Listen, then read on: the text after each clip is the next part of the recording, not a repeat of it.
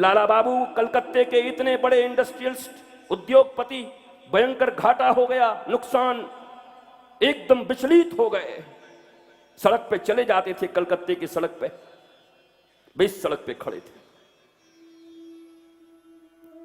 झाड़ू लगाने वाली आई, स्वीपर, कहा बाबूजी या तो उधर खड़े हो जाओ या इधर खड़े हो जाओ, बीच में खड़े मत रहो।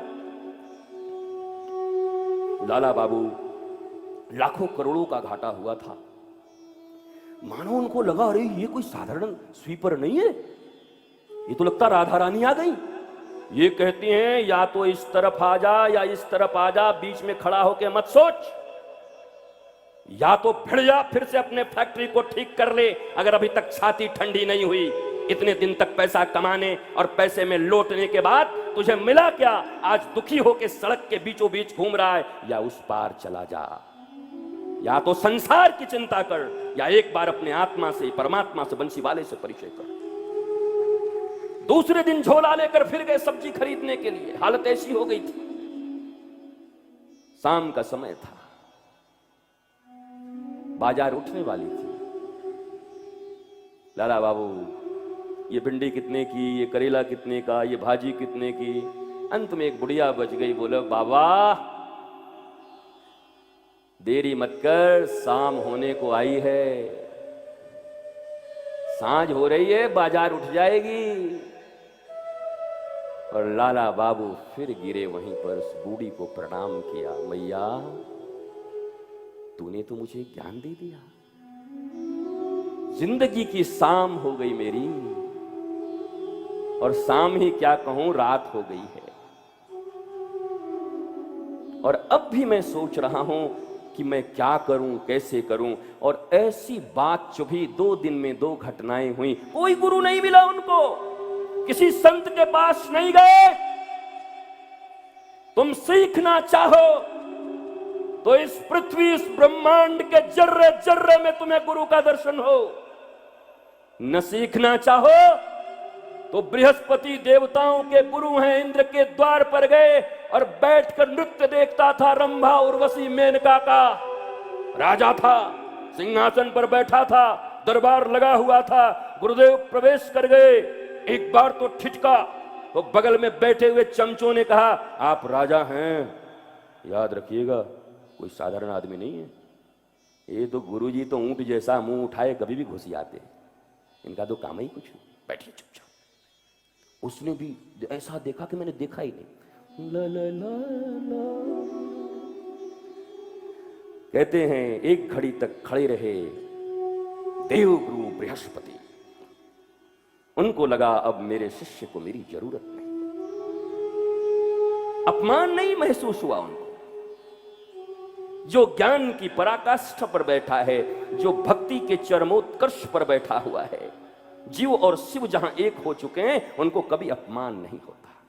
मत भूल जाना कि तुम्हारी गालियों से कोई अपमानित होता होगा। महात्मा बुद्ध को तो इतनी गालियां मिली, गाली पे गाली, गाली पे गाली, गाली पे गाली।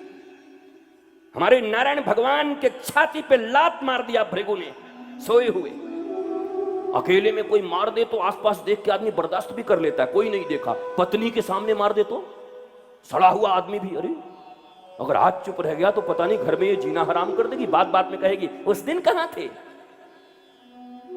वो नारायण चुप रह गए, बल्कि भृगु के पांवों को पकड़कर कहा, हे ब्राह्मण देव, हे ऋषि, मेरा हृदय तो वज्र जैसा कठोर है, तुम्हारे पांव कोमल हैं, कहीं चोट तो नहीं लगी। इसलिए नारायण की अग्र पूजा होती है। ये पुराणों की कथा है, पुराणों की कथा तुम्हें क्या सुनाऊं।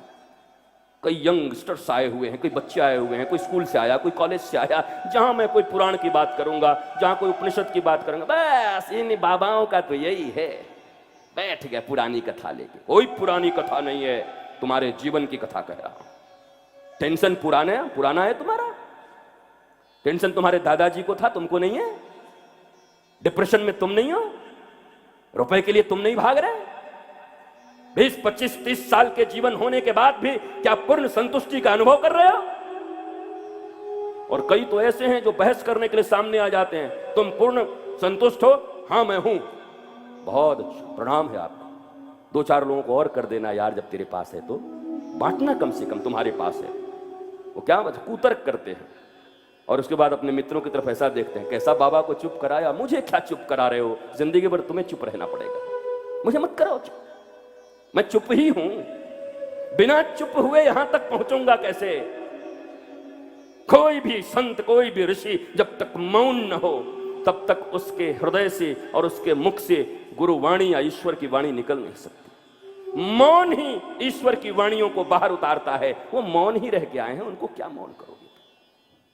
कंपटीशन मत रखो, उंगलियां मत उठाओ, जज करने मत आओ मुझे। 1 घंटे के लिए आए हो, बैठो, पूर्वाग्रह से ग्रसित मत रहो। संतों के प्रति जो हृदय में दुर्भावना है उसको निकाल दो। साधुओं की जो इमेज टीवी और इसने बनाई है उस इमेज से थोड़ा बाहर आओ, क्योंकि सिर्फ उसी इमेज को देख करके उनको मत देखो, क्योंकि उन टीवी पे तो बहुत कुछ देखा होगा तुमने। पहले दिन भी मैंने कहा था, कई अपने ही मैटरनल, अपने ही कजन भाई और अपने ही लोग कई बार सील हरण कर देते हैं अपने परिवार में। इसको क्या बोलते हैं आपको भी पता है। कई बार ऐसा हुआ, कईयों को तो सजा हो गई, डॉक्टरों ने किडनियां निकाल ली, इंजीनियरों ने ऐसा स्कूल बनाया कि बच्चे गिर के मर गए, स्कूल गिर गया, बच्चे दब के मर गए। अधिकारी भ्रष्टाचारी हो गए, कितने नेता कितने भ्रष्टाचारी हो गए, जेल चले गए, टीवी पर घूस लेते हुए पकड़े गए, कईयों को जेल जाना पड़ा, कई जेल में हैं, कई बेल में हैं। क्या करोगे?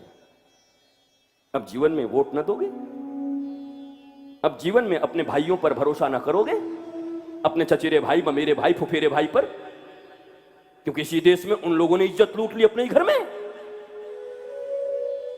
तुम्हारे पिता की किडनी खराब होगी तो किसी सब्जी वाले के पास जाओगे इलाज के लिए, कि अभी भी डॉक्टर के पास ही जाओगे?